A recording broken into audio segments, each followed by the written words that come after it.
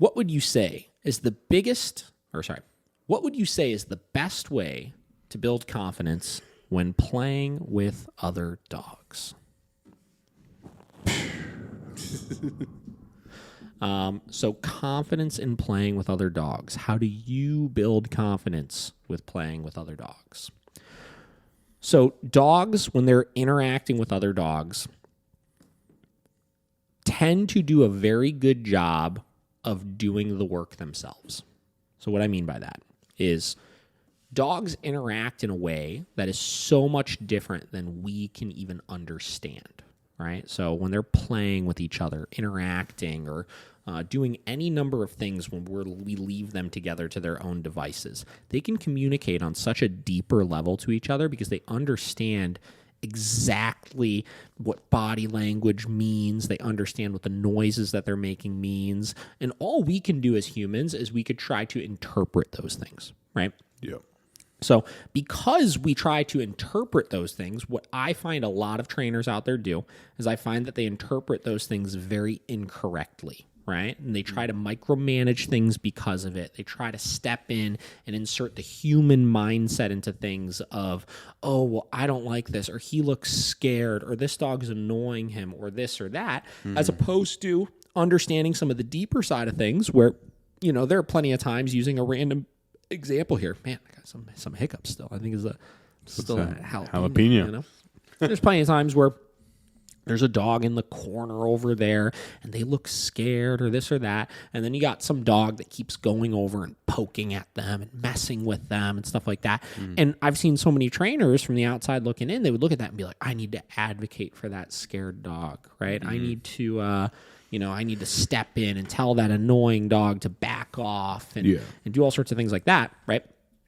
And they wind up stopping that dog and then just leaving that dog to be scared in the corner by itself. As opposed to, if you start leaving some of those things be, I've seen plenty of times where even if that dog in the corner is scared and like growling or air snapping or something like that and clearly showing that they're in distress, these dogs know better than we do, and they'll actually go into that situation and continue poking and pushing and prodding and essentially pulling that dog out of their comfort zone a little bit. If that corner is their comfort zone, they need that annoying dog to push on them and to get them to open up and get them to learn that they can start interacting, whether that be growling and air snapping initially, which we look at as, oh, aggressive, super scary, this or that, as opposed to the dog learning, they can start communicating, right? And they can start opening up a little bit and being themselves, right? Yeah.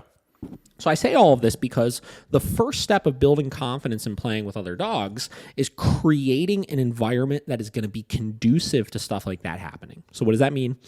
Again, we talk about this all the time. Removing any sort of resources that could potentially create a problem. Food, toys, affection. Those are the three things that kind of gray everything and create territorialness and guarding and protectiveness. And we do it in a somewhat open area where there's not going to be too many places where a dog can feel trapped and not like they can get away if they get stressed out. And then from there, we supervise, right? That's our job. Our job is to play lifeguard. It is not to micromanage. It is to allow these dogs to open up and communicate with each other where we can supervise it, where if things do start to get out of hand, which, listen, they do sometimes, we could then step in and address a problem as needed. Yeah. But for the most part, your best way of building that confidence is repeatedly putting them in situations with other dogs where that environment is going to be appropriate like that, where you could supervise it really effectively and you could allow the dogs to communicate with each other. And you're going to see if you just let a lot of the things slide that you typically would not let slide, your dog will continuously begin to open up and interact far more than you would have ever seen before.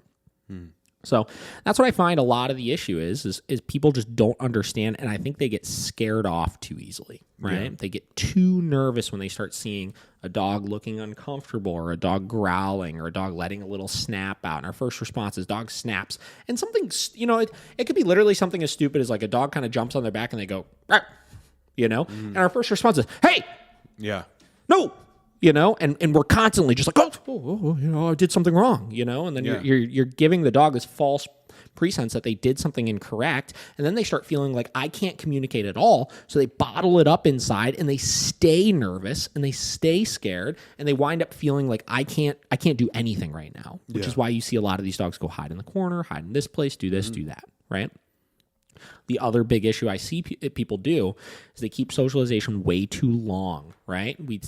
Josh and I will set up a play date with our dogs, and we're going to be grilling on the back patio. We get our dogs together, and for the first 45 minutes to an hour, we're like watching it. We're doing everything correctly and stuff. But then after an hour goes by, whatever, we got a beer, we're grilling, we're not paying attention, we're all chit-chatting, hanging out, and then suddenly we're not supervising, something goes wrong, dog fight breaks out, and then it's like, oh my God, everything went wrong, and the dogs are aggressive and this and that, as opposed to understanding we didn't set up that social situation for success with those dogs. Yeah. So that's another side of it, is you have to make sure that you do that appropriately, right? So, there's a lot more that goes into making sure the socialization goes successfully, obviously, and if you're dealing with a dog, there's a serious bite risk. Mm-hmm. But honestly, those dogs that are like the quote unquote really aggressive ones that you actually have to worry about there being a problem or something like that, they're so much less frequent than you'd think. And a lot of these dogs that come in for quote unquote dog aggression issues, it's really not as intense as you'd think. And really, a lot of owners just need to kind of step back and let some of this stuff happen so that the dog can be more successful with things. Yeah. So, I mean, yeah, I think you kind of touched on it, but I was going to say, like, I feel when people are really fearful of it, and they're stopping it every time they hear something. Yeah, you've now associated that with, like, this is a bad thing to do for your dog. Like, your dog's like, if I do too much of this, then I'm going to get punished for it. Yeah. So, like you said, I think, it's like kind of a bottle up thing. And then also, it's like you having a nice conversation with someone, and then Ted always comes over and just interrupts, in the middle of your conversation. How, like, Matt, doesn't that upset you when someone just comes over and just interrupts like an intense conversation you were having? Yeah, 100%. That's good. That's a good human analogy to put on it. Yeah.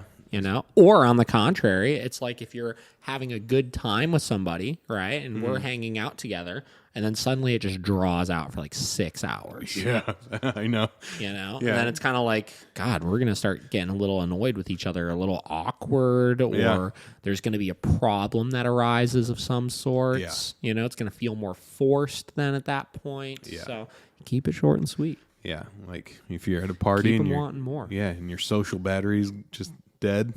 Start getting a little irritated. Yeah. Oh, I hate Happens that. to me all the time. Yeah. All the time. I got a very short social clock. And once that hits over the edge, get me out. It's like, all right, see you guys later.